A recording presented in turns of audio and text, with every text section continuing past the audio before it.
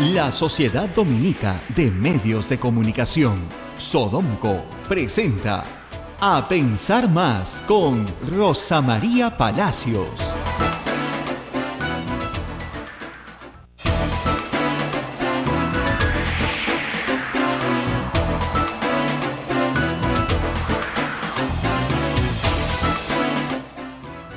Señoras y señores, muy buenos días. Bienvenidos a Pensar Más con Rosa María Palacios a través de las emisoras de la Sociedad Dominica de Medios de Comunicación. Lima, ya estamos comunicados con Radio Santa Rosa, Arequipa con Radio San Martín, Chimbote Radio Santo Domingo, La Convención con Radio Quillabamba, Ucayali con Radio Cepagua, Cusco con Radio Veritas. Estas son las emisoras dominicas del Perú, y también se unen otras radios del Perú que están ya transmitiendo A Pensar Más. Rosa María, muy buenos días. Muy buenos días. Bueno, transmitiendo, como ustedes saben, desde el centro de Lima. Acá me contaba Abel que ayer tremenda congestión por la procesión del Señor de los Milagros. El Metropolitano colapsó. Yo veía pedidos de auxilio a través del Twitter. Todas las estaciones, digamos, no solamente aquí en el centro, ¿no?, sino las que van hacia el sur, estaban con larguísimas, pero larguísimas colas anoche, que demoraron a personas en el paradero a veces 1 hora, hora y media. Hay gente que ha dicho que hasta 2 horas ha esperado para que pase el transporte que lo lleva comúnmente a su casa. Este es un problema que no va a decrecer. O sea, la procesión sí efectivamente ha afectado, pero cualquier pequeño problema que afecte al metropolitano inmediatamente se manifiesta en una congestión gigantesca, lo cual obliga ya a las autoridades. Ahora tenemos una ATU a comenzar a pensar en alternativas, ¿no? O le pone más buses al metropolitano, o hace rutas alternas de transporte público. En fin, hay que transportar a miles de personas en Lima. Son literalmente millones de viajes, creo que son 10 millones de viajes los que hay todos los días. Entonces, bueno, no se trata solamente de transportar a las personas de manera segura, sino también de transportarlos pues en condiciones más o menos humanas, ¿no? No puedes meter a la gente como una sardina. Me hace recordar a cuando éramos chicos, ¿no? ¿Te acuerdas? Lo que eran los micros en esa época. Claro, como no había, como decía alguien, pues no había libertad, entonces no había muchos micros. Pero ibas rápido porque no había muchos micros, ¿no? Pero ibas apretado, pero colgado de la puerta. La gente se iba colgada de la puerta, era una cosa espantosa. Claro, colgada de la puerta. Ya no se ve eso, ¿no? No, ya no se ve, era peligrosísimo. Iba así, como banderas. Como bandera, ibas a yo me he ido al centro de Lima, ¿te acuerdas? A los Ícaros como bandera, porque si no, no llegaba. Yo a la universidad también iba así. Claro, colgada. Colgado de la todos puerta. Colgados de atrás. Peligrosísimo, no se les ocurra, no estamos, es muy peligroso. Pero daba cuenta de que había una congestión pues espantosa, ¿no? En esa época. Después se liberalizó el transporte, claro, tuvo sus propios problemas, la cantidad de unidades chicas, etcétera. Pero finalmente el problema central hoy es que de nuevo tenemos unidades muy congestionadas, con paraderos muy incómodos. La gente se queja mucho y con toda razón, ¿no? Ayer las colas subían por los puentes de Paseo de la República, para ambos lados, ¿no? Y claro, se corta un poquito el tránsito en el cercado y se arma el zafarrancho. Así que nada, hay que tener en cuenta. Ahora, me dices que ayer fue mucha gente a la procesión, ¿no? Sí, bastante gente. De lo que tú habitualmente ves. Así es. El 18 ha habido gente, claro. El 19 diría un poco menos. Claro. Y era sábado, qué raro. Sábado. Pero ayer lunes era desbordante. Algo ha pasado que no sabemos, pues. ¿Quizá un temblor? No, porque la gente cuando se asusta va corriendo a la procesión cuando se asusta, pero tal vez hay algo que no sepamos, ¿no? Algún milagro que alguien quiere pedir. Milagro. Yo creo que la gente, como decía Susana Vaca, vamos a pedir por el Perú, ¿no? Ese es nuestro milagro.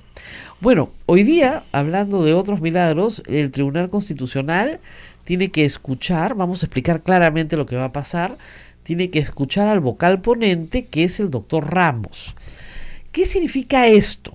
Significa que el señor Orachea ha interpuesto una demanda de competencia, es decir, el Congreso alega que el Poder Ejecutivo no tiene competencia para disolverlo y por lo tanto los actos del presidente de la República en esa materia son nulos. El señor Arachea ha presentado un recurso que tiene dos asuntos previos que hay que discutir. El primero, si él tiene capacidad o no para presentar el recurso, porque él lo presenta como presidente del Congreso. Lo segundo es si hay una medida cautelar viable que puede impedir la disolución del Congreso. Esos son los dos asuntos, digamos, de entrada. Y luego el tema de fondo. ¿Actuó el presidente de la República de forma constitucional o no? Esa es la pregunta. Entonces, primero vamos por los temas previos, si quieren. Es evidente que el señor Arachea no puede ser presidente de un Congreso que no existe.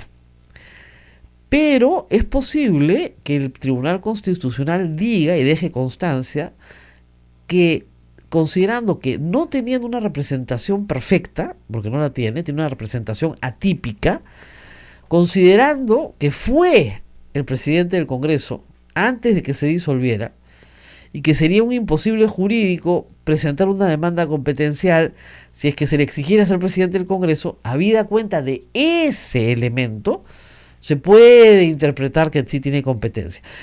Pero les digo, tiene que haber una interpretación, porque si ustedes leen literalmente lo que dice la norma que regula el funcionamiento del Tribunal Constitucional, que es el Código Procesal Constitucional, el señor Arachea no tiene competencia para presentar la acción. Y el tribunal podría rechazar de plano, solamente por ese hecho. Pero supongamos que el tribunal dice no. Vamos a interpretar que habida cuenta de que el órgano disuelto, ¿no es cierto?, es el que está solicitando que no se le disuelva, vamos a atender por lo menos la cuestión formalmente. Entonces, el primer obstáculo. El segundo es la cautelar, que de hecho, créanme, el tribunal no va a aprobar. Y no va a aprobar por muchas razones de carácter práctico y de carácter constitucional. La primera es que, como creo que ustedes pueden intuir, yo creo que la medida del presidente de la República es perfectamente constitucional. Si el Tribunal Constitucional tuviera alguna sospecha de que es inconstitucional, podría, ¿no es cierto?, amparar la cautelar. Pero no creo que la mayoría del Tribunal Constitucional tenga alguna sospecha de que el acto del presidente es inconstitucional. La minoría puede ser, pero no la mayoría. Entonces, tú no puedes amparar una cautelar, ¿no es cierto?, restituir el Congreso disuelto, parar el proceso electoral que ya está en marcha, sin tener alguna consideración, ¿no es cierto?, sobre los efectos políticos que eso va a tener. Además, entonces yo no creo que este tribunal ampare esa cautelar. Como reitero, ¿puede rechazar de plano porque el señor Arachea no tiene competencia? Puede. ¿Puede aceptarla porque va a discutir el fondo del asunto? Puede. ¿Puede dar la cautelar? No lo creo, de verdad que no. Entonces, ¿qué va a pasar hoy día? Probablemente el señor Ramos va a presentar una posición favorable a que se discute el tema de fondo y se inicia el trámite. Se decide primero, y eso, primero la decisión la podemos conocer mañana, probablemente, pasado. El señor Blum me ha dicho que mañana mismo, tal vez. Pero digamos que en esta semana. Entonces se admite a trámite. ¿Y luego qué sucede? Se corre traslado de la demanda al Ejecutivo, que tiene 30 días para contestar. ¿Ok? Luego se fija plazo para la audiencia. Entonces, supongamos que el Ejecutivo conteste el 30 de noviembre. Plazo para la audiencia, diciembre. Y de ahí, después de la audiencia, se deja el voto y podrá estar siendo resuelta en enero o febrero. Con lo cual, no hay ya posibilidad de echarse atrás en un proceso electoral convocado y que esté en marcha y en el que están participando todos los partidos políticos. ¿Por qué es importante que el tribunal se pronuncie de alguna manera? Porque lamentablemente la historia del Perú se reescribe todo el tiempo.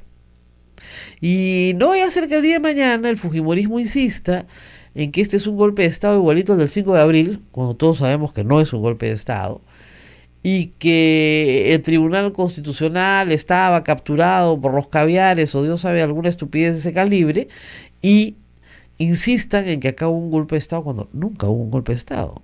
Lo que existió fue y existe utilización constitucional de los instrumentos previstos en la Constitución. Entonces ustedes dirán, bueno, entonces ¿para qué es necesaria una sentencia del Tribunal Constitucional? Porque el Tribunal Constitucional a veces hace unas sentencias exhortativas.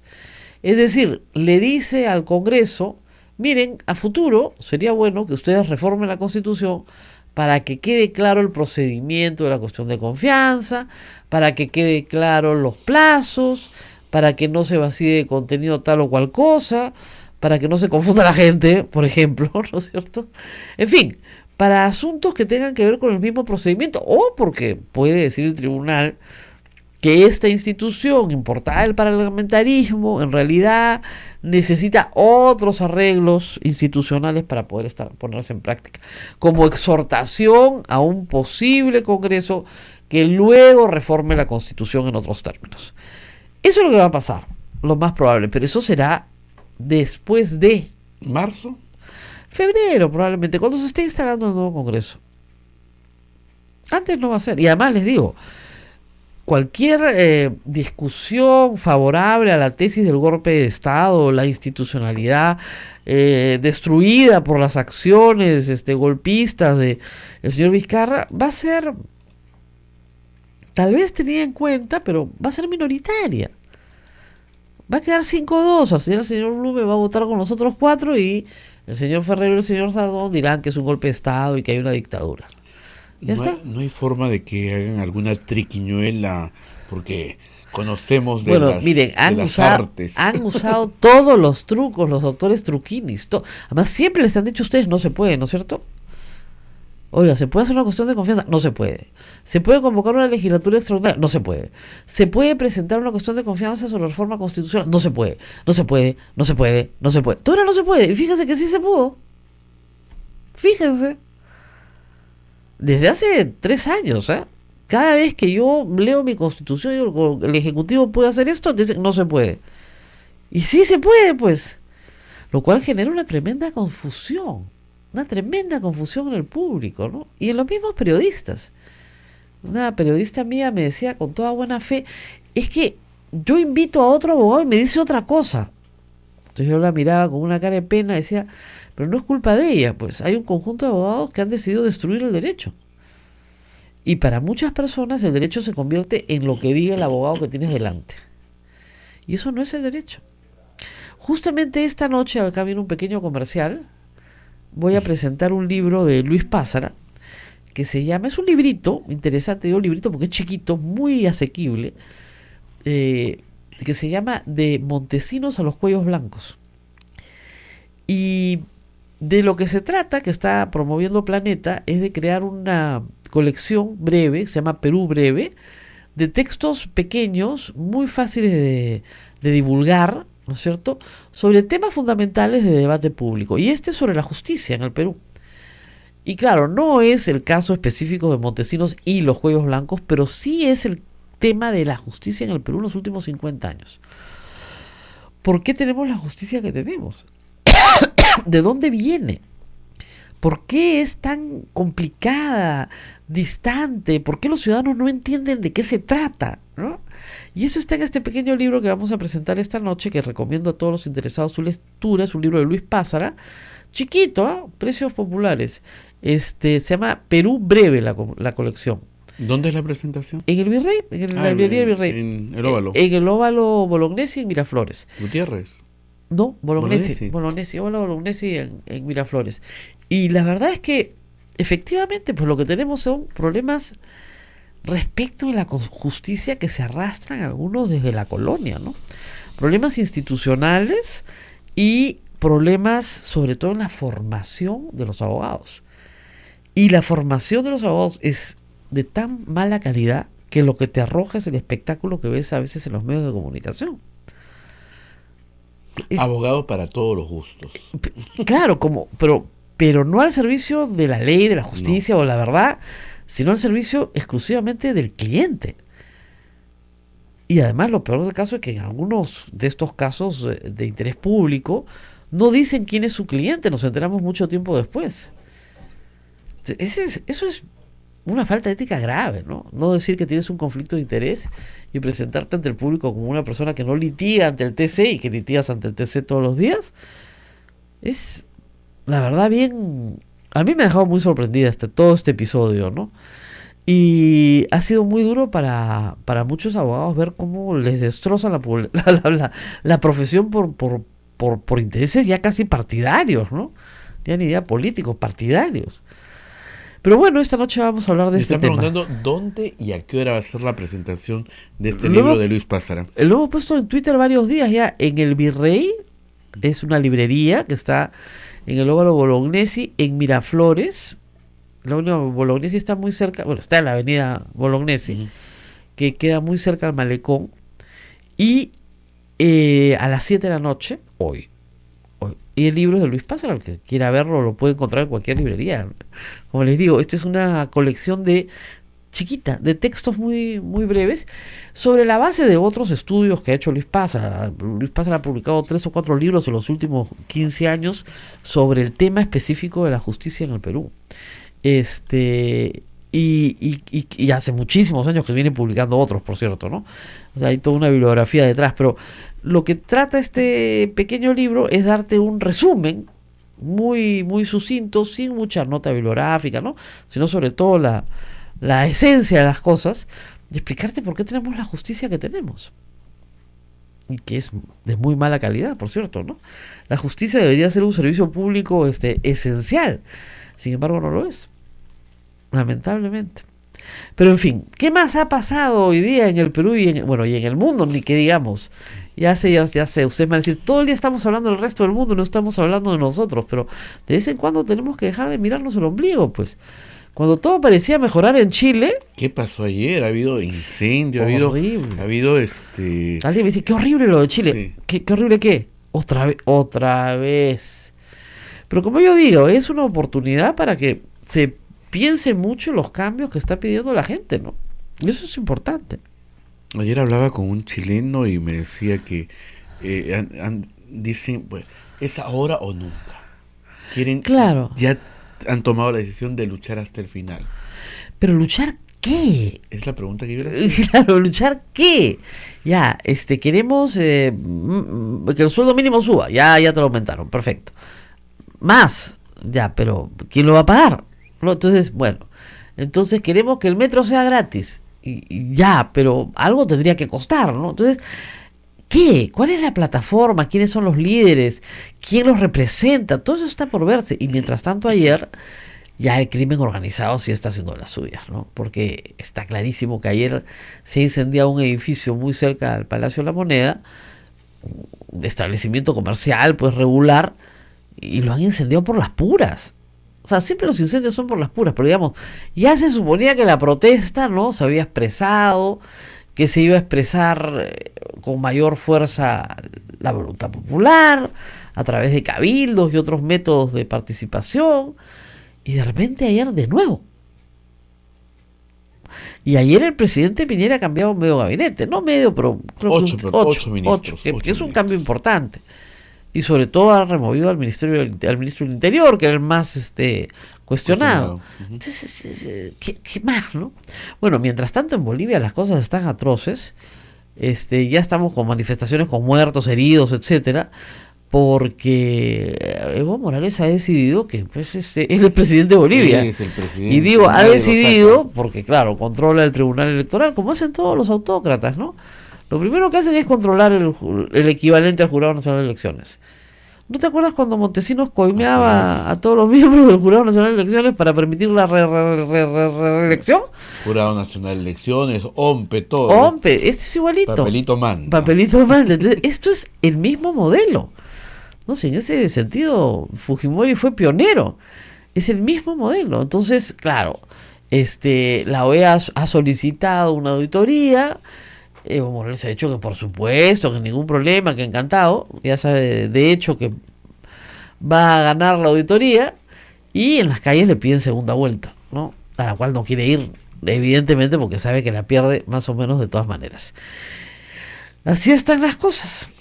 Hay preocupación, has explicado, pero de todas maneras dice la gente, si aceptan, ¿qué va a acarrear? Yo creo Se que aceptan que va a cargar nada. la demanda en el Tribunal Constitucional, simplemente que estudien el caso. Así es, nada más que Hay se que- debata el caso. Tranquilidad, hay que darle Ah, tranquilidad. por favor, tranquilícense. O sea, de verdad, yo no. Miren, que vayan a aprobar una cautelar para detener el proceso electoral y que se reconstituya el Congreso disuelto. Olvídense de eso. Ni con una triquiñuela. Ni con una triquiñuela. Eso no va a suceder. Y porque, digamos, los miembros del Tribunal Constitucional también tienen televisor, ¿no? Y de vez en cuando lo prenden, pues. Imagínense, por mucho menos, miren lo que ha pasado en Chile, pero por mucho menos. Yo creo que ahí sí la movilización en el Perú sería brutal, brutal. La gente se sentiría absolutamente estafada y defraudada, ¿no? Y defraudada por un sistema político que no responde a lo que la gente está pidiendo. Dentro de los caminos constitucionales, porque no se trata acá de hacer lo que una turba pide. Acá de lo que se trata es de escuchar a la población, cosa que el Congreso no quiso hacer durante 3 años, y utilizando los caminos que te da la Constitución, llegar a una solución. Y eso es lo que ha hecho el presidente. ¿No les gustan los caminos de la Constitución? Bueno, que el día que tengamos otros congresistas que cambien la Constitución.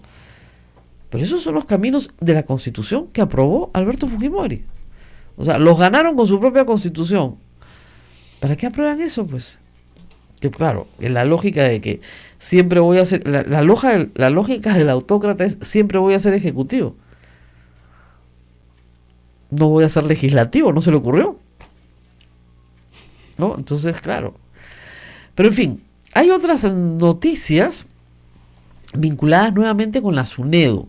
La Universidad De Ica. San Luis Gonzaga de Ica ha sido ya denegada en su licenciamiento por la SUNEDU. Pero hay que decir lo siguiente, hay 10 universidades públicas que todavía están en cola para licenciamiento.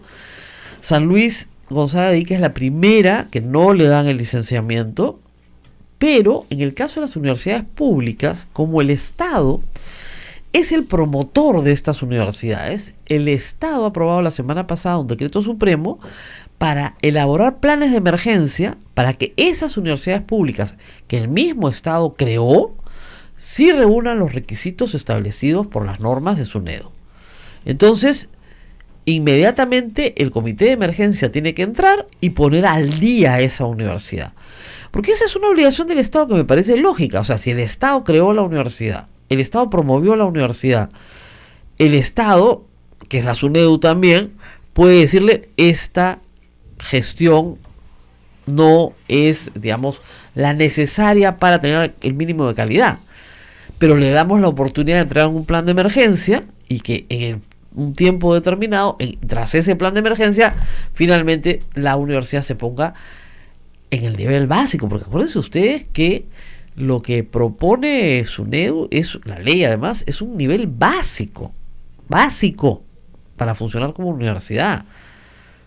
Básico. Entonces lo que está diciendo SUNEDU es que San Luis Gonzaga de Ica no tiene el nivel básico, lo cual está muy mal, ¿no? Entonces, vamos a ver, ya hay 19 universidades privadas, digamos, descartadas, una pública que es esta, pero con su oportunidad por un decreto supremo especial que emana del mismo Poder Ejecutivo para poder sacar adelante estas 10 últimas universidades que están en la cola. No sé si alguna logre pasar todavía o no, esta no, pero van a poder pasar con un plazo adicional y con un comité de emergencia que ya entra más allá de las mismas autoridades de la universidad, porque es evidente que las mismas autoridades de la universidad no pueden con el problema. Y digamos que la ley tiene 5 años y a las universidades públicas se les han transferido fondos para que saquen adelante sus programas de licenciamiento, porque una primera respuesta fue: nosotros queremos licenciarnos, pero no tenemos plata, tenemos que invertir. Muy bien, se les transfirieron los fondos, y aún transfiriendo los fondos no has hecho un buen programa para licenciarte, entonces comité de emergencia, ¿no? Y en este caso, ¿Qué va a pasar con los estudiantes? No, las clases siguen con normalidad. Sí, pero en las privadas, bueno, buscan un traslado, No. todo. Acá tendrán que trasladarse a otras. No. Las universidades del Estado van a salir adelante. Con otras autoridades, con comités de emergencia. Lo que va a cambiar probablemente es la gestión de la universidad por un tiempo, hasta que logre ponerse al día con su licenciamiento. Pero claro, el Estado es el promotor. Claro, si el Estado las que, ha creado... Eso es lo que no se entendía, ¿no? Claro, si el Estado las ha creado, el Estado tiene que darles la oportunidad, tiene que darse a sí mismo la oportunidad.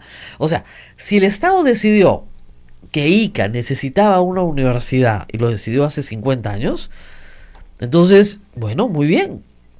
Hoy, o hace 40 años, hoy tienen que tener, ¿no es cierto?, los recursos, la gestión necesaria para que esa promesa se cumpla. Preguntan por qué esto no es válido también para las privadas. Porque las privadas son de iniciativa particular. Entonces ahí el Estado no ha puesto ni su plata, o sea, el Estado y somos todos nosotros, todos nuestros tributos, ¿no? El Estado no ha puesto ni su plata, ni su esfuerzo, ni su gente, lo ha puesto un particular. Entonces si el particular se equivoca, bueno, se equivoca solo. Pero si el Estado se equivoca, nos equivocamos todos. Nos equivocamos toda la sociedad, que ya hemos pagado buena parte de la cuenta. Porque las universidades públicas son gratuitas. Entonces el Estado peruano no puede gastar millones de soles durante 40 años para enterrarlos pues en el desierto, ¿no? Tiene que terminar la obra que ha empezado. Y la tiene que terminar bien. O sea, la Universidad San Luis Gonzaga de Ica va a entrar en una reforma. Va a entrar en una reforma. No van No a va a ir cerrar. y poner su cartelito de clausurado. No. Ni los. Ahora, o sea, todo alumno pues es libre de mudarse a donde quiera, ¿no? Buscando Entonces, una mejor calidad educativa. Claro, o sea, si ya el Estado te está diciendo, mira, acá no hay lo básico, uno sabe que su título pues ya vale menos, ¿no? O sea, hay que tener también eso en cuenta. O sea, si tú sabes que vienes de una universidad que ni siquiera pudo pasar el licenciamiento básico, va a ser muy difícil que encuentres trabajo. O sea, lo que seas muy bueno, que hayas hecho pues una carrera brillante, ¿no? Pero ese es el problema de estas universidades, de la estafa que significan para los padres, ¿no? Las privadas de paga y las públicas gratuitas también, pero no hay educación pues 100% gratuita, ¿no? O sea, una cosa es no pagar pensión, pero el chico que no paga pensión deja de trabajar para poder estudiar, por lo menos algunas horas a la semana, su familia lo tiene que mantener, hay que darle comer, hay que comprar, en fin, lo básico, tiene que transportarse, entonces, no hay educación 100% gratuita, ¿no? Pero sí, porque digamos, hablando ya de adultos, podrían trabajar, ¿no? Hay un costo de oportunidad, dejé de trabajar para poder estudiar. Pero, en efecto, no puedes pedirle a un alumno que está en una universidad gratuita que se traslade a una universidad de paga cuando no tiene ninguna posibilidad de pagar. Entonces sí tienes que darle la alternativa, porque ya estaba ahí. Ahora, lo importante acá es mantener la moratoria, es decir, no se pueden crear más universidades hasta que no termine este proceso. Y se tienen que crear universidades en la medida en que hay una demanda cierta, una demanda real para educación superior. En lugares muy remotos del país, donde la población muchas veces pide una universidad para que sus hijos no se vayan, pero la universidad que se crea no tiene pues ni siquiera las bases mínimas para atender la demanda educativa. Bueno, vamos a ir a una pausa. Vamos a ir a la pausa. Estamos esperando que venga el doctor Julio Orbizú para hablar de muchos temas penales. Derecho penal, nuestro favorito. Y nos están preguntando también por los árbitros. Entonces, por eso. Vamos a hablar sobre ese tema. Vamos a hablar del arbitraje un poquito cuando regresemos, porque se están diciendo muchas cosas que no son precisas y que confunden, ¿no? Como que los árbitros son de la parte. Eso es una cosa que me ha quedado muy sorprendido. Y lo he visto en varios reportajes, ¿ah? O sea, son 3 árbitros. Uno es de una de las partes, el otro es de la otra de las partes. No es así. No es precisamente así. Vamos a una pausa y regresamos. Sodomco, Sociedad Dominica de Medios de Comunicación. Son las 8 de la mañana con 33 minutos. Estamos en A Pensar Más con Rosa María Palacios a través de la Sociedad Dominica de Medios de Comunicación. En Lima, Radio Santa Rosa; Chimbote, Radio Santo Domingo; Arequipa, Radio San Martín; Cusco, Radio Veritas; Sucayali, Radio Cepagua; La Convención, Radio Quillabamba; Puerto Maldonado, Radio Madre de Dios; en Huánuco, Radio Huánuco; Ayacucho, Radio La Voz de Ayacucho; Puno, Radio Pública; Ancash, Radio Moro; Huancayo, Radio Cumbre; Satipo, Radio Milenio; Abancay, Radio Estación Solar; Yurimaguas, Radio Oriente; Chota, Radio Los Ángeles; Apumaque Estéreo; AM Tagua, nos pone en todo el Perú; la página web de Radio Santa Rosa, www.radiosantarosa.com.pe. Rosa María. Bueno, vamos a hablar un ratito de los arbitrajes, ustedes están preguntando. Vamos a retroceder un poquito en el tiempo. Miren, justamente porque nuestro sistema de justicia es un sistema de justicia impredecible, inoportuno, porque es lento, donde hay muchísima corrupción, pero sobre todo muchísima arbitrariedad. Desde ya hace muchísimos años, se comenzaron a trabajar en el Perú lo que se conoce como soluciones alternativas de resolución de conflictos, medios alternativos de resolución de conflictos. Uno de esos medios es la mediación, ¿no es cierto? Vamos ante una autoridad o a quien le damos autoridad y esa autoridad media entre nosotros. Y la otra es el arbitraje. Bueno, hay también la conciliación, ¿no? Pero el arbitraje se volvió una forma muy popular de resolver conflictos, anotando en muchísima contratación privada una cláusula arbitral. Es decir, en caso de que tengamos un conflicto en la interpretación de este contrato, nos sometemos a... Antes se ponía a la jurisdicción de los jueces de Lima, ahora se pone al arbitraje. Y normalmente se señala una institución, ¿no es cierto? La Cámara de Comercio de Lima, la Universidad Católica, en fin, el centro de arbitraje que las partes aprueben entre ellas.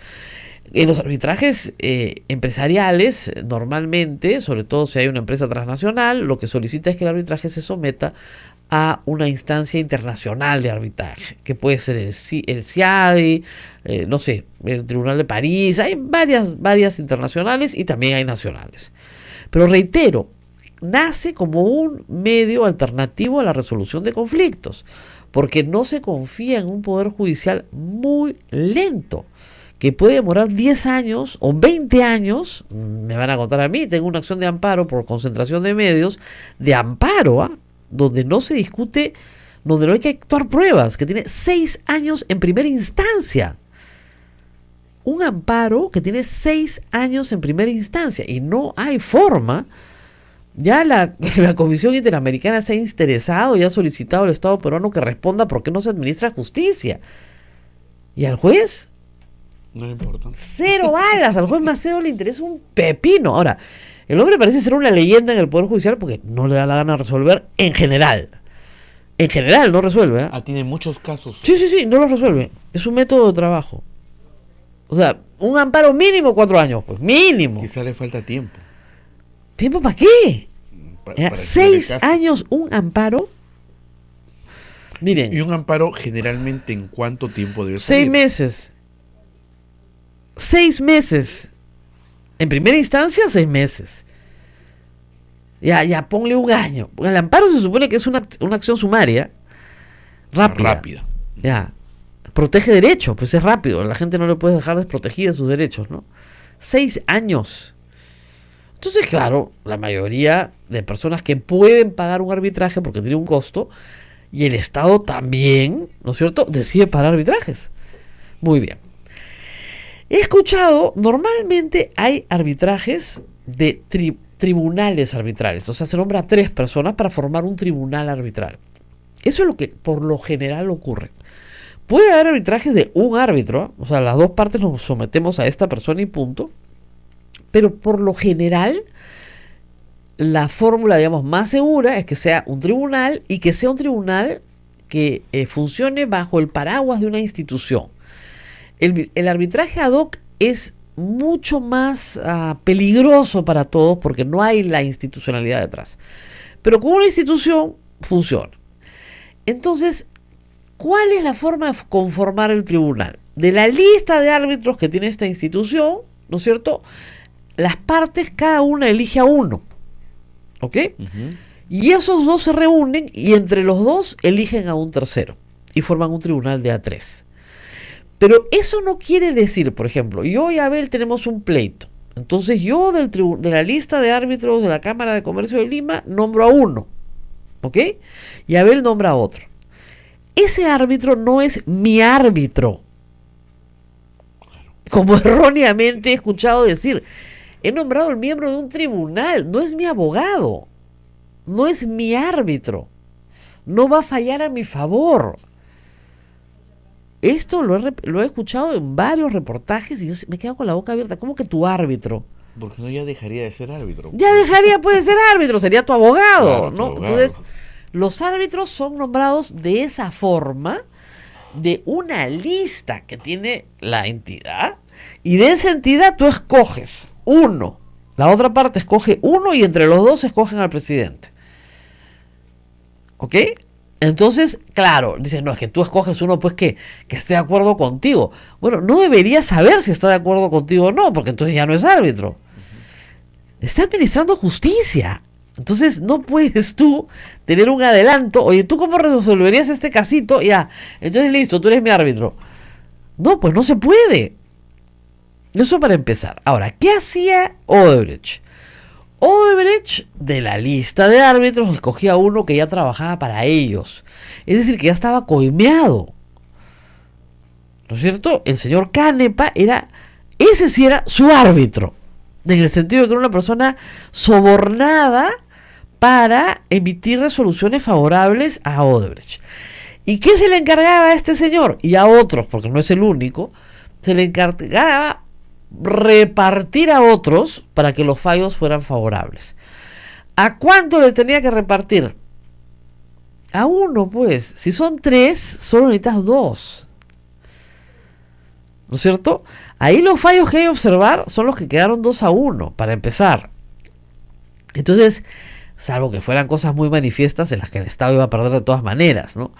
Pero no necesitas sobornar a 2, necesitas sobornar a 1, nada más. Porque 2-1. Y así funciona. Si es que vas a sobornar. Igual como sobornarías en una corte superior, que son 3. O en la Corte Suprema. No necesitas sobornar a los 5. Con que sobornes 3, ya estás arreglado. La cara de Abel que me mira, qué horror. No les estoy diciendo que hagan eso, ¿eh? Les estoy explicando cómo se hace. ¿Eh? Por si acaso, hicimos una parodia con Cristian Isla, que se llama High School Corruption va al Poder Judicial, que le explicaba, pues, a ver, esto es pura matemática, ¿no? De 3, ¿no es cierto? De 3, ¿cuántos tiene? 2. De 5, 3. De 7, 4. Mayoría, pues no tienes que coimarlos a todos. Entonces, lo que descubre la investigación fiscal es que en este procedimiento de captación de árbitros, Odebrecht había logrado controlar la mayoría de los arbitrajes a los que había sido sometido por el Estado a su favor. O sea, no solamente había logrado no pagar, sino había logrado que se le pague. En varios casos, ¿no es cierto?, en los que el Estado había ganado, Odebrecht no tenía que pagar nada. O sea, el Estado ganaba en el sentido de que no tenía que pagarle nada a Odebrecht, pero no era que recuperara algo el Estado a su favor. Pero en muchos otros casos, en la mayoría, Odebrecht ganaba y el Estado sí le tenía que pagar y reconocer determinados beneficios económicos. Ahora, es posible que muchas de estas acciones, ¿no es cierto?, arbitrales, sean correctas, como es posible y ya se sabe que muchas fueron obtenidas con sobornos. Canepa se decidió a hablar. Y al decidirse a hablar, en ese momento, ¿no es cierto?, cuenta cuánto recibió, por qué recibió, quiénes fueron sus cómplices, a quién sobornó. No es el único que se ha cogido. Sin embargo, algunas de las personas imputadas lo que dicen es la palabra de un testigo contra la mía y no hay nada más. Y hay varios abogados importantes y conocidos en Lima que están en esta lista de 16, me parece, que dicen yo no tengo ninguna relación con los sobornos de Odebrecht. Hemos cobrado los honorarios que, ojo, eso también hay que explicarlo, no son los que dice la tabla. La tabla, por ejemplo, la Cámara de Comercio de Lima, es una tabla referencial. Si tú cobras más, no estás cobrando una coima, estás cobrando lo que consideras que vale tu trabajo como árbitro, que es un trabajo bien largo y tedioso. Entonces, no es argumento decir, cobraron más de lo que decía la tabla. Porque esa tabla es una tabla de honorarios mínimos, una tabla referencial. Y al final, lo que hay que ver también es que no solamente los honorarios los paga Odebrecht, los paga el Estado también. El Estado tiene que pagar los honorarios de los árbitros.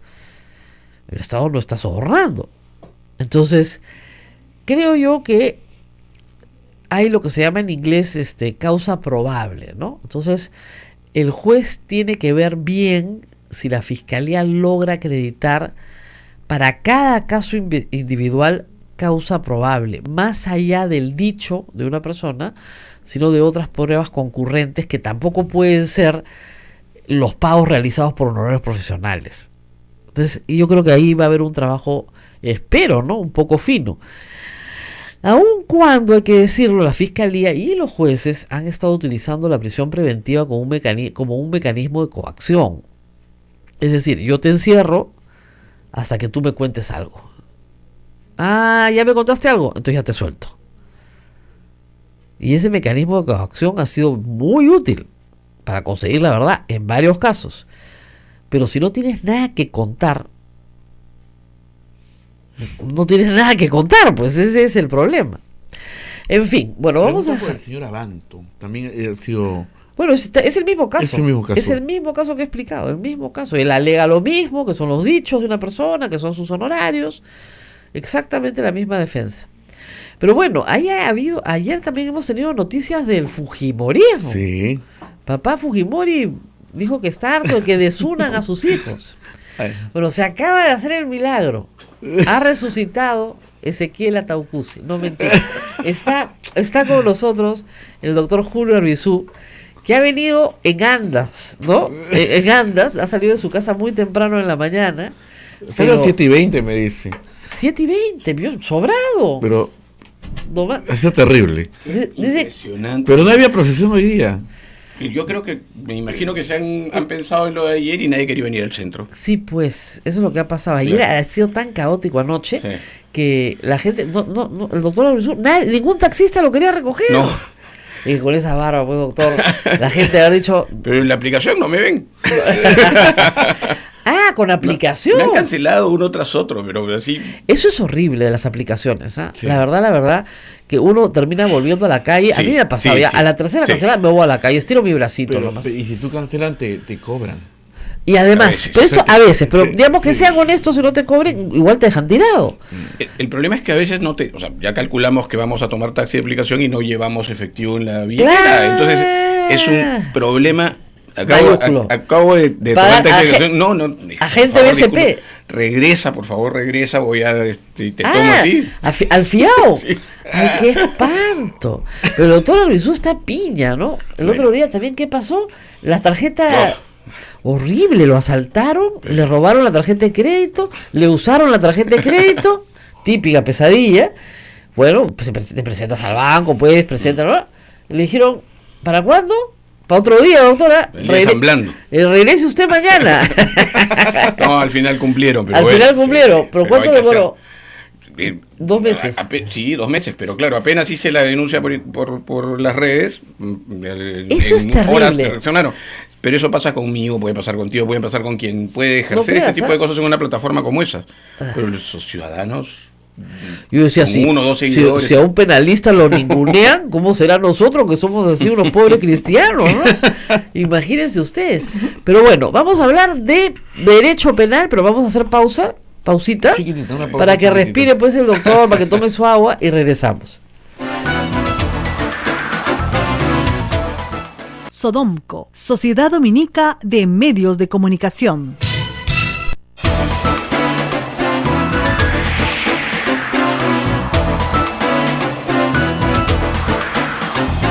Continuamos con A Pensar Más. Rosa María Palacios ya está conversando con el doctor Julio Arbizu. Y siempre hay que tener un amigo penalista, por si acaso, para todo en esta vida. Pero es interesante cómo se ha, digamos, judicializado la noticia, ¿no? Que tenemos que llamar siempre al penalista amigo para que explique las cosas, ¿no? Y vamos de nuevo, estaba explicando al público el tema de los arbitrajes, que se pregunta mucho, porque para la mayoría de los peruanos el arbitraje es un sistema pues ajeno, completamente lejano, ¿no? A lo más uno aparta en un contrato de alquiler, de repente le han puesto una cláusula arbitral, ¿no? Claro. De repente, ¿no? Pero es lejano, es difícil estar en un arbitraje y sin embargo el Estado peruano los usa muchísimo en su contratación. Así es. ¿Cree que la judicialización de esto termine en el descrédito del arbitraje? Ese es el problema, ¿no? A ver, sí, por mucho tiempo se entendió que el sistema de arbitrajes o el sistema alternativo al judicial era, de un lado, un desembalse de la carga enorme del Poder Judicial, de la carga procesal, y de otro un sistema bastante más rápido, menos oneroso en términos también de tiempo, porque no lo es tanto en términos de contratar a los árbitros, pero y tenía, digamos, muchísimos adeptos, ¿no? Yo recuerdo un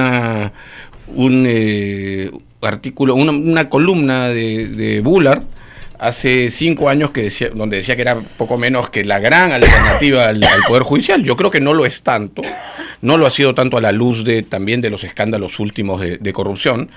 Yo creo que el gran problema aquí es que hay una argolla, un grupo reducido de personas que ya se ve, varias de ellas evidentemente han tomado partido por quienes les han podido pagar, ¿no? Claro, pero comenzó a hacer una especialización, ¿no? O sea, a ver, todos estudiamos Derecho, ¿no? Pero un grupo de abogados comenzó a especializarse en arbitrajes. Y ojo, para que nos entienda bien el público, en arbitraje no se ve nada penal, ¿ya? Tranquilo, ni tampoco nada constitucional, ni nada laboral. En arbitraje se ve derecho civil. Así es. O sea, básicamente ejecución de contratos. Básicamente, ¿ya? Entonces un contrato de alquiler, un contrato de compraventa, un contrato de obra, eso es lo que vas a ver en un arbitraje. Mira cara, a ver, todos los días aprende conmigo. Derecho civil, ¿no? El derecho penal no se ve en arbitraje, pues, por favor. Tiene implicancias administrativas, por cierto, ¿no? Así es. Y de hecho los casos que hemos conocido las tienen... Claro, entonces lo que ha visto en los arbitrajes de Odebrecht son casos civiles, o sea, ejecución de contratos. Pero comenzó a hacer una especialización. Entonces, abogados que son civilistas, que estudian derecho civil, se van a reír de la audiencia, pues, porque dicen que yo me invento constitucionalistas, civilistas, tributaristas. Ya, ojo, nadie sale de la Facultad de Derecho con un título que dice abogado penalista, ni constitucionalista. ¿Ya? La práctica, si tú dices yo me dedico a laboral, ya eres laboralista, pero es la práctica, por si acaso. Yo siempre digo, ¿dónde están los títulos de abogado constitucionalista? ¿Ya? Porque no hay, pues. Además lo dicen como si fueran más importantes que un penalista. Claro. ¿No? Penalista es como que ya, claro, pues. Lo último, ya. Entonces, cada profesión tiene sus especialidades, pero bueno. Entonces, resulta que los civilistas están metidos en un lío penal. Sí, claro.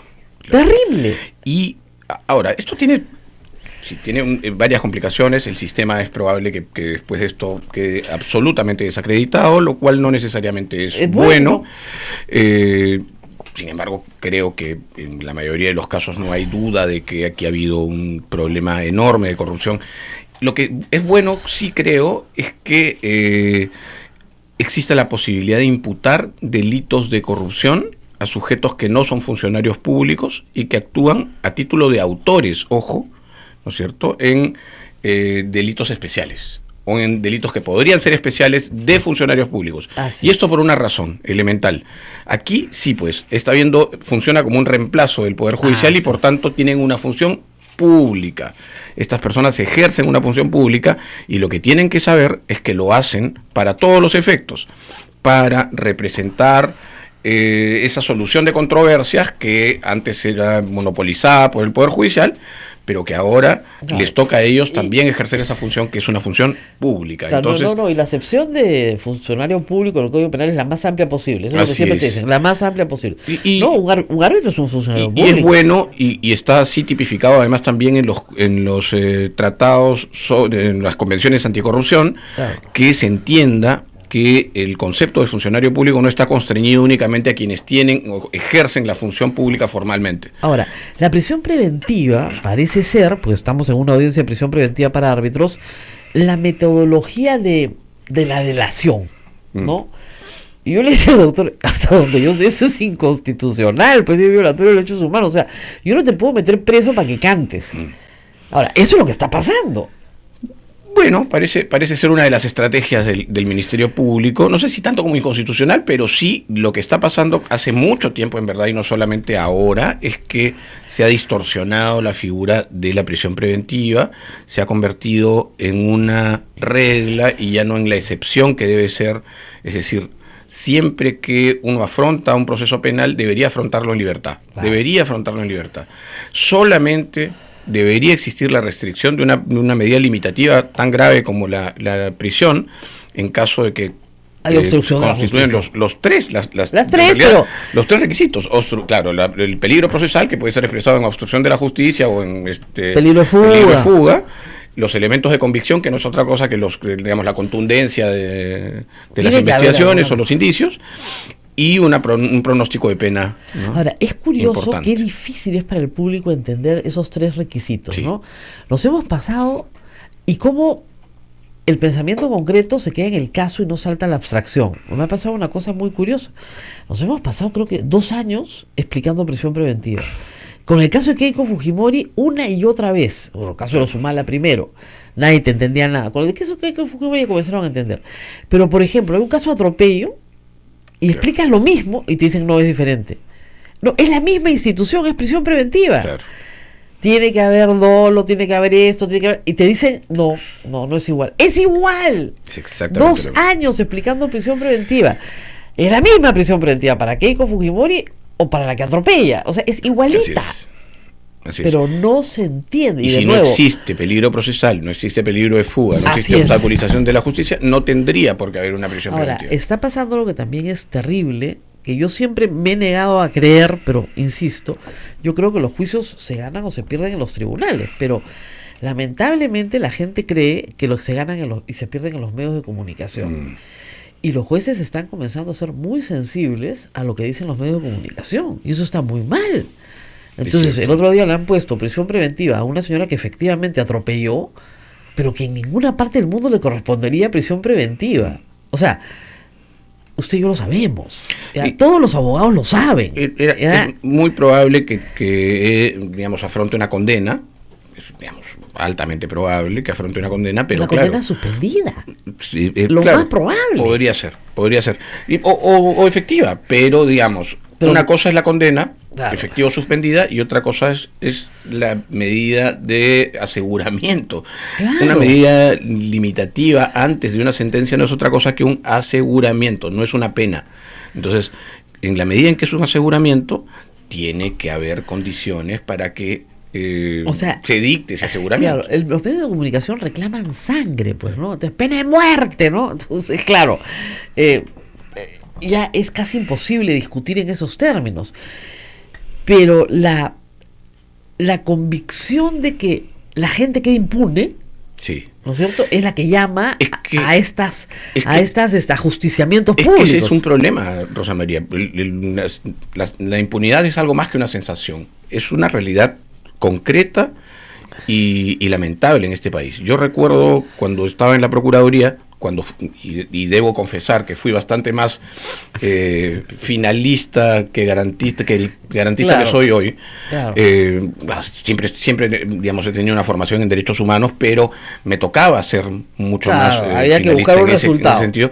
Y claro, yo recuerdo que el gran problema de la población, de la ciudadanía, era la sensación de impunidad. Y la impunidad real. O sea, yo recuerdo muchos casos en los que efectivamente sí, la gente se fue Claro. ¿no es cierto? Recuerdo el caso de Schutz, por ejemplo. ¿Se Recuérdate qué pasó. ¿Se fue? Se fue y no volvió más porque se hizo suizo. Así es. ¿No es cierto? O era suizo y acogió Pero la su nacionalidad. negocio lo mantuvo en el Y Perú. lo mantuvo perfectamente en Perú y no pasó nada con él. Y tú sabes qué pasó además después.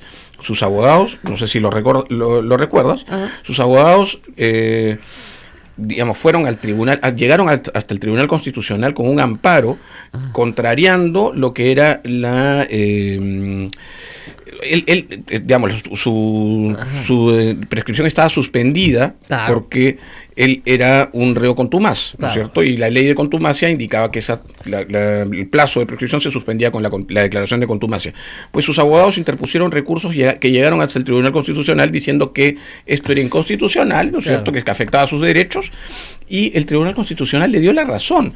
Entonces, ¿tú te imaginas lo que hubiera pasado en ese momento si esto procedía? Pedimos una aclaración y finalmente el Tribunal Constitucional, Entró- creo yo, que en entró en ese razón. caso sí, digamos, sabiendo que se armaba un gran escándalo, entró en razón. Pero lo que hubiera pasado, ¿no? Entonces, claro, la gente actúa también porque este tipo de cosas pasan. Claro. Este tipo de cosas pasan en la justicia ordinaria, en la justicia constitucional Y en todo. y lamentable en todas las instancias. Ahora, vamos a ir un ratito a lo que está pasando, ya hemos hablado de los arbitrajes, lo que está pasando en la Procuraduría que usted ocupó. Mm, Qué pena, ¿no? Hay un pleito interno sí, que es inaceptable desde todo Absolutamente. punto de vista. Un pleito interno entre el procurador Amado Enco y otros procuradores que lo siguen, desde adentro y desde afuera, la ex procuradora Ine Vilcatoma, la ex procuradora Ampuero, que promueven que no tengamos acuerdo con Odebrecht. sí, Pero sí. enfáticamente. Y el procurador Ramírez, que está siendo perseguido, sí. la procuradora Silvana Carrión. Carrión, que también está siendo perseguida, tienen 4 denuncias penales Sí. para que no, porque lo que se busca es que se caiga el acuerdo con Odebrecht. ¿Cómo se puede explicar eso? Sí. ¿Tiene usted alguna explicación? Sí, bueno, a ver, primero, yo conozco a los 3 procuradores que enfrentados al sistema ad hoc, digamos, a la Procuraduría ad hoc para el caso de Odebrecht, ¿no? Amado lo conozco hace mucho tiempo, Amado Enco, yo creo que es una buena persona, es un buen funcionario, pero está equivocado. Absolutamente está equivocado. Yo lo he dicho, se lo puedo decir, hemos conversado muchas veces. Creo que está haciéndole además el juego a digamos, una parte interesada, ¿no? En Que no en quiere el que se convenio conozca quede. el tema. Sí, de las otras 2 personas, a las otras 2 personas las conozco también. La señora Vilcatoma tiene un antiguo pleito con molinos de viento, Ya. ¿no? Como el Quijote.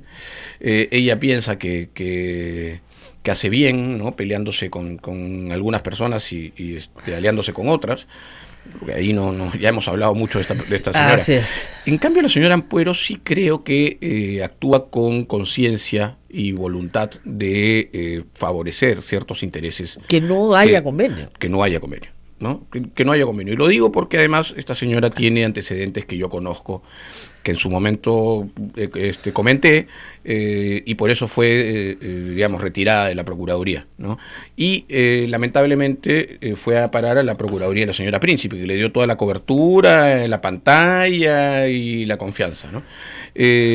Ha estado en el Congreso hasta hace muy poco. Claro, Era asesora de del Acción señor- Popular, de Víctor Víctor Andrés Andrés García Belaunde, Claro. un opositor al convenio. Al que no quiere por nada supuesto, que se un conozca el- opositor severo del convenio. Y además tenemos problemas ahorita porque Odebrecht ha dicho, o me devuelven la plata de Chaquia, se los voy a poner a ustedes en términos, no lo ha dicho así, pero digamos, Sí. o no puedo seguir colaborando.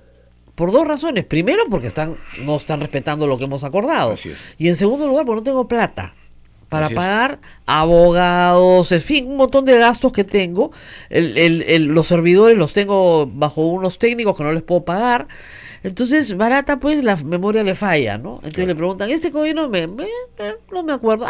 No sé si es Velázquez, Quezquén o Yehú decimos, ¿no? Toma mientras. Entonces, claro, lo que necesitamos, y ahorita en noviembre viene, Sí.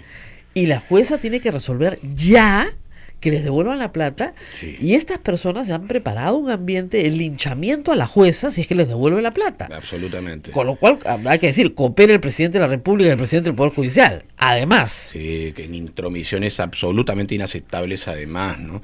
Y habría que decir algo más, ¿no? Porque la jueza podrá haber incluido esta cláusula, podrá ser sumamente interpretable, podrá no ser la más conveniente o la más exacta la interpretación del Ministerio Público, en el sentido de que investigaciones son investigaciones y no otra cosa, pero aquí hace mucho tiempo, ya desde Montesquieu, que la norma o la interpretación de las sentencias no son, el juez no es la boca de la ley, es lo que decía Montesquieu. Basta, ¿no? No. El juez no es la boca de la ley, entiéndanlo de una vez por todas. El juez tiene que interpretar de acuerdo a sus principios, a las circunstancias, al espíritu de las al cosas. espíritu de las cosas, a la conveniencia. O sea, no hay, hace mucho tiempo Duncan Kennedy Claro. y los tratadistas norteamericanos también escribieron sobre esto, ¿no? O sea, nadie está exento de sus propias convicciones, pero tampoco de las circunstancias. Y aquí lo terrible que sería que se caiga el convenio en términos de el combate a la corrupción, en términos de no saber nada. La vez pasada me preguntaban, ¿y qué pasaría? Pasaría lo que no pasó felizmente con el sistema anticorrupción Claro. de combate a Fujimori. O sea, si se caían las colaboraciones eficaces en ese momento, Claro. no hubiera habido ningún Ningún condenado. Porque además hay que recordar que Barata y todos los compinches de Odebrecht tienen que testificar en los procesos que todavía no se han iniciado. Claro. Si ellos no testifican en los procesos, no hay proceso. No hay proceso. Es lo que sucede es gravísimo. Ahora, a mí me hace gracia, yo el otro día conversaba con los procuradores y les dije, miren, el mejor ejemplo para entender esto es el del padre que debe alimentos, ¿ya? Porque acá en el Perú quieren matar a Odebrecht, perfecto, ya lo matamos, bestial. Pero es como si usted matara al padre que debe alimentos, pues. Claro. O sea, el señor no pasa alimentos, ya, perfecto. Lo metemos preso al maldito. Claro. Ya, entonces yo se va preso, pues. Y la señora dice, bueno, ¿y los alimentos? No, señora, usted lo quería preso. Preso no trabaja. Claro. Así que no le va a pasar ningún alimento mientras esté preso, porque no trabaja. Ahora, si lo sacamos de la cárcel y trabaja, entonces le puede pagar los alimentos. Y la señora dice, sáquenlo de la cárcel, porque yo lo que necesito es la plata para mantener a mis hijos. Claro. Ya, esto es exactamente igual. Sí. Odebrecht es el papá que no paga alimentos, el papá sinvergüenza, el papá que todo el mundo quiere meter a la cárcel, pero una vez que lo metes a la cárcel le dices, ya, a ver, dame mi plata. Pero si ya me metiste a la cárcel, ¿de dónde te va la plata? Y eso en términos de reparación, ¿no? Porque es verdad. Claro. Además, Odebrecht debe una reparación, deberá imponerse una cantidad distinta por los demás casos y que todo. se vayan repitiendo, digamos, investigando y procesando. Pero además aquí hay una obligación de Odebrecht, de cualquier sujeto sometido a la colaboración eficaz, sea una persona jurídica o una persona natural, de revelar la verdad. Algo tan importante, tan elemental, pero tan importante en la vida democrática de un país, ¿no? O sea, saber qué pasó. Un momento tan aciago, ¿no? que nos ha tocado pasar, como decía Quirós, ¿no es cierto? Los grandes hipos de corrupción, uno en los 90s y otro ahora, ¿no? Y ambos siendo combatidos con herramientas importantes. No les quitemos las herramientas a los operadores de justicia, ¿no? No, y la fiscalía está pidiendo a gritos que no le quiten esto. Así es. Si le quitas esto, la dejas coja. Es más, si le quitan esto, los fiscales dirían que ya no continúan con los procesos. Porque no tienen cómo. Sí, pues. No hay cómo. Y además viene detrás de este convenio, el convenio de OAS, el convenio... Sí. Además, miren ustedes, incluso hay una acción de inconstitucionalidad que no la está viendo el TC todavía, para que vean cómo es cuando quiere ver las cosas y cuando no las quiere ver, cuando hay presión y cuando no hay presión, que pide se declare nula la ley que ellos mismos aprobaron en el Congreso Claro. para el pago de reparaciones civiles. Claro. Ahora la quieren nula, por inconstitucional. Estos mismos congresistas, Sí. los mismos congresistas que están desesperados porque no haya convenio con Odebrecht. Sí, sí. Pues la ley puede ser inconveniente. Yo fui crítico de la ley en su momento, Claro, pero puede- la aprobaron en el Congreso. No, y además, puede haber una mejor. Así Nos es. podemos sentar y discutir, mira, ¿sabes qué? Vamos a hacerla más bonita, ¿no? Sí. Yo les voy a sacar más plata, ya, pero resulta que esta es la plata que se les puede sacar. Y además parece que no entendieran que este papá, que está preso por sinvergüenza, por no pagar alimentos, no solo tiene un hijo que se llama Perú, sino tiene 12 hijos más. Y además ya tiene 3 mayorcitos que sacaron la plata primero, que son Estados Unidos, Suiza y Brasil. Así es. Entonces, ya al viejo no hay de dónde pelarlo, pues. Entonces ya le tenemos retenida, ¿no es cierto?, unos fonditos, perfecto, los podemos hacer de esos, pero no lo puedes meter preso, pues, o tampoco lo puedes hacer pena de muerte, ya, pena de muerte, y después ¿quién paga los alimentos? Claro. Pena de muerte al papá que no paga alimentos a sus hijos. Ah, ya, qué bacán. Lo matan, perfecto, fusilado, ya. Y de ahí, ¿quién come? Entonces, por eso es que no pueden ir a la cárcel los papás por otro que lado, deben alimentos. lo lamentable que sería afectar la institución de la colaboración eficaz, que repito, es la única herramienta posible de usar para combatir con eficiencia el crimen organizado. Ahora, hay que decir una cosa, no basta el solo dicho, ¿no? No basta el solo dicho, por supuesto que no. Tiene que haber corroboración mínima, tanto de la persona que entrega la información como del Ministerio Público, que hace una serie de acciones para corroborar esa información que le llegó. Claro, o sea, no es, por si acaso, porque hay gente que dice, basta la delación. No. Y claro, muchos recuerdan una serie de procesos que sí fueron muy injustos, como los de los terroristas arrepentidos. Eso fue terrible, ¿no? Eso Entonces, fue terrible, eso se ha corregido una y otra vez, porque la ley de colaboración eficaz es del año 2000, pero así después es. ha sufrido una serie de Pero la modificaciones primera importantes. claro, pero la primera vez que se introduce el sistema de colaboración, si se quiere, es del terrorista arrepentido. Sí, la ley de arrepentimiento. La ley de arrepentimiento. Entonces venía uno que decía, sí, yo he sido terrorista ya, pero en realidad yo no hice nada, solamente, no sé, les juntaba gallinas para cuando Sí. pasaban por la casa. Pero mi vecina es así. Sí.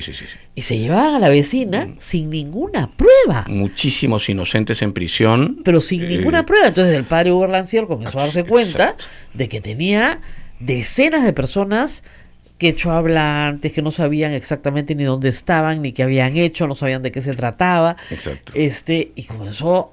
¿Y cómo habrá sido de grotesco el asunto? Que convenció a Fujimori.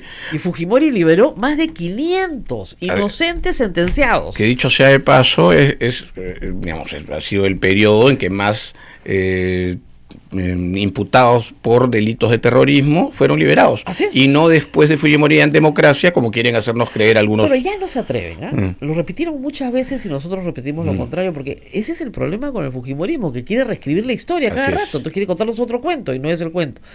Entonces, la verdad es que mucha gente pero vamos a la institución, ¿no? A la sola delación no basta. No basta. Porque si no, o sea, imagínate sacar más de 500 personas que habían entrado con sentencia. Claro. Porque los sentenciaban rapidísimo, un Sí, juez sin rostro. bueno, además los jueces sin rostro, un sistema perverso. Claro, entonces te decían ya, tu vecina dice que tú tenías 2 granadas bajo tu cama. Y que las han usado en el atentado en tal sitio. Y eso bastaba. Y claro, entonces tú dices, pues señor, yo no conozco a la señora, me odia porque se ha llevado mi vaca o lo que fuera, ¿no? Entonces, para adentro. 25 años, además, no eran penas cualquiera, eran 25 años, entonces, por colaboración. Entonces, a esas personas se les sacó de la cárcel. Entonces, son instituciones con las que hay que tener cuidado. Sin duda. Y creo que ahora los reparos y los candados están puestos, están bien puestos. Ahora, por ejemplo, a Nava le están diciendo los hijos de Alan García, que ayer lo han denunciado por difamación, no solo mentiroso, sino está canjeando esta información por su libertad. Ojo que Nava no es un colaborador eficaz, ¿no? O sea, él no se ha sometido a la colaboración eficaz, ni siquiera ha entregado esa información como en el contexto de su confesión sincera. ¿Sí, no? Lo que está haciendo Nava es colaborando con la justicia para que el peligro procesal decaiga y pueda solicitar su variación, que fue lo que hizo. Claro. Él solicitó la variación de la medida. Recordemos otra vez que la prisión preventiva solamente es posible cuando existe peligro procesal. Uno de las expresiones del peligro procesal es el atentado o la perturbación de la actividad probatoria o el peligro, ¿no?, de fuga. Claro, en este caso se le atribuye no haber colaborado con la justicia. Si él colabora, puede argumentar que ese peligro procesal ha decaído y por tanto puede solicitar su variación. Es lo que ha hecho. Yo creo que él entiende que va a ser condenado, pero que por la edad que tiene será una imputabilidad restringida. Entonces juega a estar en su casa ahora y probablemente al final del proceso, cuando tenga que ser condenado, será condenado a una pena menor y una pena suspendida. Pero si ya está en el camino de dar información, más le conviene una confesión sincera, por lo menos, ¿no? Yo entiendo que sí. Porque la confesión sincera te pone por debajo del mínimo. Sí, es un tercio por debajo. Es un tercio de descuento, ¿no? Pero creo que yo entiendo que esa debe ser su estrategia, porque hasta ahora no es colaborador, no es aspirante a colaborador ni siquiera. aspirante. No. Y esta solicitud la ha hecho en función de esta nueva cooperación con la justicia, digamos, ¿no? Así es. Bueno, se está informando en este momento que el juzgado ha concedido recurso de apelación a Luciana León respecto al allanamiento que se realizó en su propiedad. Bueno. Pues ya se la allanó, pues. Ahora, salvo que el juez decida que lo encontrado en ese allanamiento no es válido en un proceso. Eso es bien complicado. Eleve el día, o sea, se ha concedido para que se Para eleve. que se eleve, nada más. Es una admisión, ¿no? Es una admisión. Qué complicados son los periodistas, cómo lo enredan todo con los titulares mal hechos. A ver, les explico. La señora Luciana León tuvo un allanamiento en su casa concedido por un juez. Ahora, ella y sus abogados le han dicho al juez, queremos apelar de su resolución. Y el juez le ha dicho ya, concedido. Eso es todo. Pero no le han dado, como ponen ahí, le han concedido el recurso de apelación, es verdad, pero no han fallado la apelación a su favor, como parecía en un momento. No. Pero lo que ella busca es eso, ¿no es cierto? Que si la resolución de apelación sale a su favor, lo que dice el juez en ese momento es ya, todo lo incautado no vale. Así es. Esos sobrecitos con los nombres. Todo, tamalito, todo. Sí. Todos los tamalitos. Yo creo que esto no va a pasar, ¿no? Lo tenemos que decir otra vez. Claro. La inmunidad de los parlamentarios, en estos casos, es una inmunidad de arresto.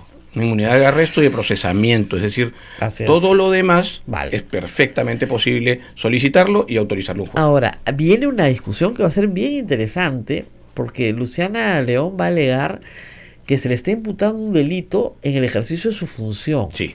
y que por lo tanto tiene beneficio de antejuicio. ¿Ya? Y eso va a ser para marzo, ¿no? Y que en ese instante es el Congreso el que le tiene que levantar la inmunidad. Paradojas de la vida, ella era la presidenta de la Comisión de Levantamiento de Inmunidad, te lo juro. Y no le levantaron la inmunidad a un montón, ¿eh? Sí, claro. ¿Ya? Entonces, ella es presidenta de la Comisión de Levantamiento de Inmunidad. Rosa María, para que los oyentes lo sepan, en el último tiempo llegaron al Parlamento 60 solicitudes de levantamiento de inmunidad enviados de la Corte Suprema. Ya. ¿Y sabes cuántos se tramitaron y se autorizaron? 5. 5. 5 de 60. Generoso. Entonces, ¿no? Digamos, hay un problema con la inmunidad, por supuesto, que hizo bien el gobierno en enviar el Claro. proyecto. Lamentablemente, ya sabemos que el No, Congreso... yo estoy ya por la abolición, ¿eh? Sí, O a la colombiana, Sí, por la abolición. sí. Hay mucho narcotráfico en el Perú, de verdad, igual que en Colombia, hay que abolir la inmunidad. Hay demasiado narcotráfico como para mantener esa y institución. ya nos dimos cuenta que el Parlamento estaba, por lo menos el anterior, estaba absolutamente cooptado por bandas de criminales. Y que son los que están desesperados Sí. por entrar. Entonces yo me pregunté, la verdad la pregunta, ¿no? Para un congreso de año y medio ya no puedes volver a postular, ¿no? ¿Qué querrá entrar, no? Es alucinante. Sí. Me he enterado que no sé, en Acción Popular ya hay 400 inscritos, creo. Te juro, a nivel nacional. Todo el mundo quiere ser congresista. Tú querías, no, pero en fin, no, es así, se sacan los ojos por ser congresista. Y a mí me ruegan, me dicen, ¿por qué no es usted congresista? No lo quiero, no lo deseo, no lo busco, no me interesa y nadie me lo ha pedido. Qué raro, porque decía Tubino que no sale a cuenta, ¿no? Y además, Haber hecho su cálculo. Yo le puse, doctor, un consejito de gratis, ¿no? Borra el tweet. Nunca vuelvo a decir que no sale a cuenta. Es fácil que hay gente que confiesa, pero confiesa sin darse cuenta. Sí, inconscientemente. Por favor, almirante, no confiese. Está confesando un cohecho, pero Sí. a la bestia, ¿no? En función, en Twitter está confesando el cohecho, Dios mío. Claro, es como Becerril que decía, le dijo, ¿no? Imagínense si no hubiera inmunidad, yo estaría preso. Sí. O como le dijo a la comisión Sí, de Venecia. peor. Sí. Yo estoy en 5 organizaciones criminales. La comisión de Venecia le abrieron los ojos. Sí, claro. Agarraron su billetera, pobre gente, Claro. porque imagínate que el congresista te confía. Por si acaso yo estoy en 5 organizaciones criminales. Claro. Me han imputado, ¿no? Ya 2 o 3 ya me están sacando, ¿no? Pero me quedan con 2 o 3. ¡Ah! ¡Qué bárbaro! Sí, claro, Bueno, son ese es el congreso que teníamos, son ¿no? confesiones, no Sí. se dan cuenta, me están confesando. Sí. Pero en efecto, sí, el tema de la inmunidad es un tema que hay que resolver. Y el tema del antejuicio también, yo me lo volaría completo también. ¿Eh? Sí, yo creo que... Mira, digamos, hay ministros que han renunciado al tema. Pedro Cateriano jamás pidió antejuicio y se ha ido a fiscalía sin ningún problema. Sí, cumplió su labor, ¿no? El fuero, Exactamente. digamos, es además una reminiscencia Medieval. ¿no? Esto viene de la colonia, o Sí. sea que hay fueros especiales y que no te pueden tocar Exacto. justamente para que no te persigan políticamente. Exacto. Pero estas personas no las persiguen políticamente. Nadie puede decir que a Luciana León la persiguen políticamente cuando están discutiendo los tamalitos que recibía de los intocables ediles. O sea, así es. ¿cuál es la persecución política? Esto es delincuencial. Sí, bueno, ahora, el caso suyo, yo ayer lo dije, me parece que o sea, lo voy a ratificar, creo que en su caso, además viendo los otros procesos, investigaciones y procesos judiciales, no tendría ninguna duda yo de que la señora estaría presa si no fuera, en este momento estaría presa si no fuera por la inmunidad. Pero por supuesto, Y- pues sí, pero si toda la banda está presa. Sí, y fíjate, Rosa María, claro, hoy es miembro de la comisión permanente, por tanto, hasta que no termine sus funciones en la comisión permanente y transcurra un mes después de eso, si es que entendemos que los delitos no son de función, se le podrá recién levantar la inmunidad. Se habrá levantado en ese momento la inmunidad. Mira, faltan. Pero si mañana no- es 30. Exacto. Mañana, Así es. mañana mañana pasado se van en varios seguramente. Esperemos. Eso, ¿no? Sí, sí. Esperemos. O Sí, por sí. lo menos que se le inicien los procesos. Que o sea, En algunos casos, claro, simplemente se ha esperado a que esto ocurra para hacer las solicitudes de prisión preventiva. Yo entiendo que sí. O sea, hay varios. Hay varios. Sí. Hay varios. Y hay uno que no es con preventiva. Ese DIPAS tiene que ir preso. Sí, claro, es una sentencia. ¿Ah? En su caso es una sentencia. Hay sentencia, Sí. uno les dio donaire, Sí. que esta no ha habido. Bueno, ese por lo menos lo sacaron del Congreso, pero esta Sí. no ha habido. O sea, hay sentencia. Claro. Ese es el colmo, ya. Absolutamente. Ese es el colmo, ¿no es cierto? Pero en fin, ¿qué más? Hay Pregunta para el doctor. Pregunta para el doctor. Aprovechen. Al doctor Arbizu. Que si hubiera llegado más temprano le hacíamos consultorio jurídico. ¿eh? Doctor Arbizu, ¿tienen los de Odebrecht la ventaja de prescripción de los delitos? Es una buena pregunta. La prescripción opera para todos de la misma forma en la legislación peruana. La prescripción es en su modalidad básica, digamos.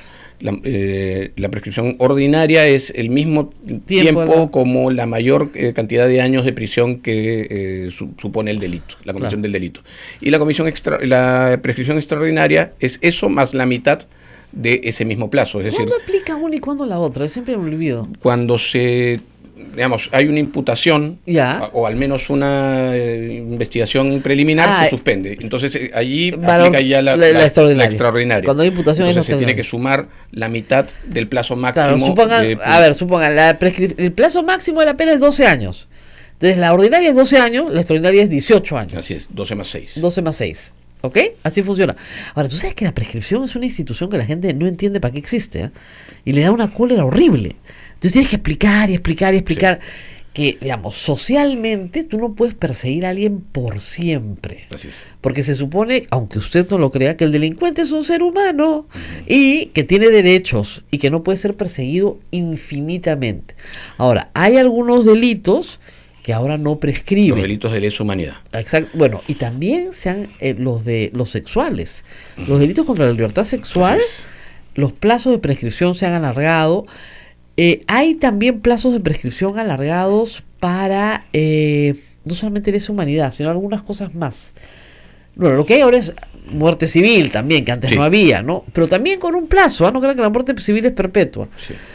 ¿Qué más hay? Que nos tenemos que ir. La gente quiere que le recuerde qué dijo de la señora Ampuero.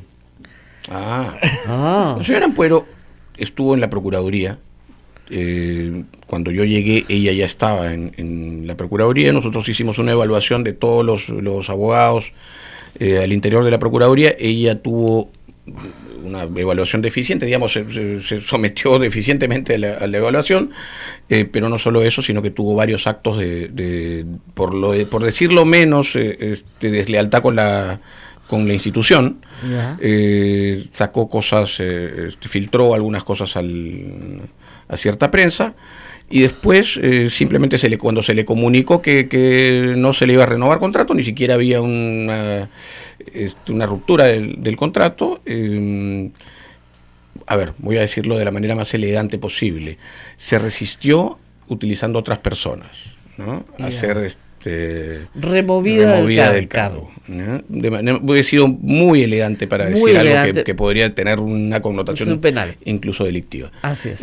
Pero esa es mi experiencia con la señora Ampuero. De repente cambió, aunque por la conducta que está estoy- detrás de estas denuncias. Sí, por supuesto. Tratando de impedir a como dé lugar el acuerdo con Odebrecht. Y esto hay que decirlo con nombre propio. Acá no está mal el señor Ramírez. El que está mal es el señor Enco. La señora Vilcatoma. O sea, están persiguiendo a la gente que nos va a dar la verdad, con la falsa teoría de que se está favoreciendo a Odebrecht. Así No.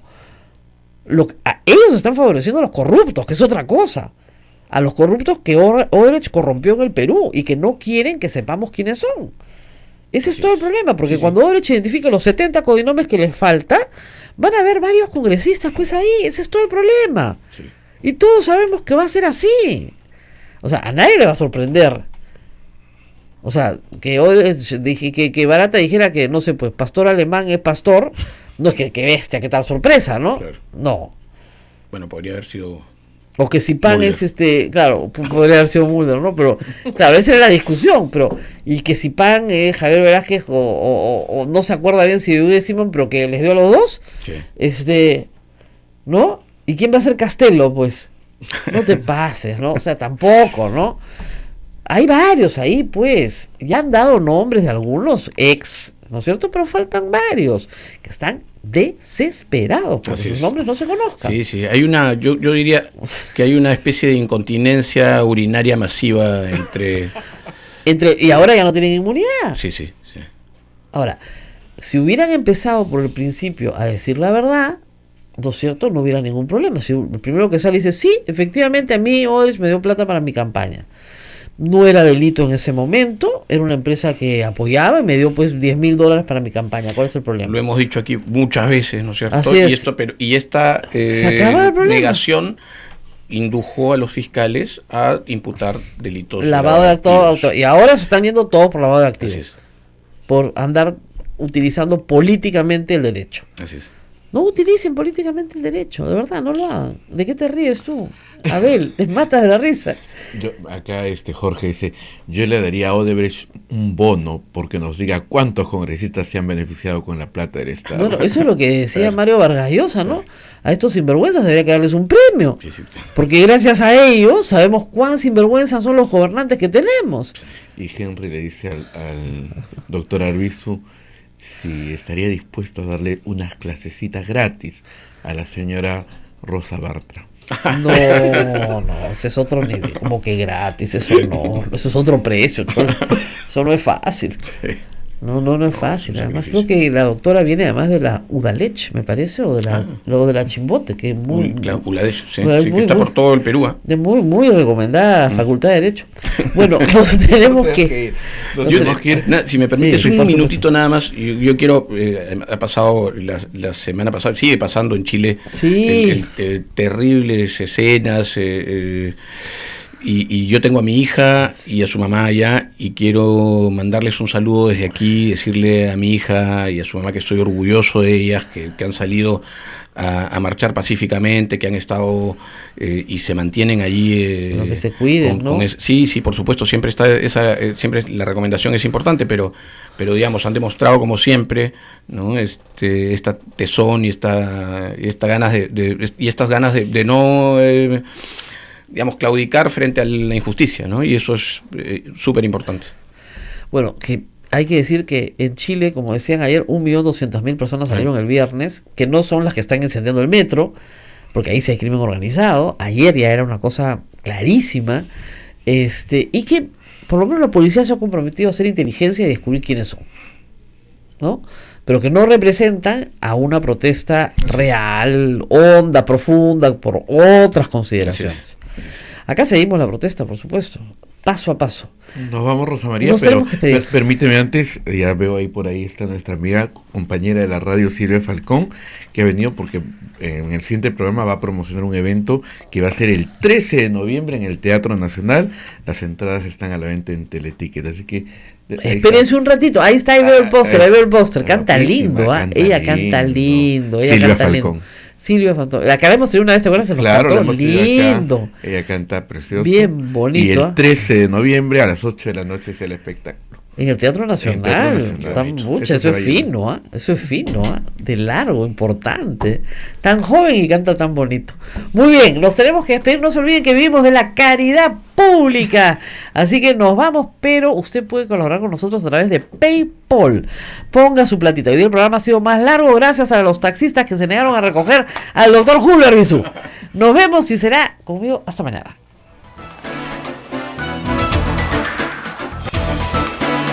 Hasta aquí, A Pensar Más con Rosa María Palacios. Este programa fue producido por la Sociedad Dominica de Medios de Comunicación, Sodomco.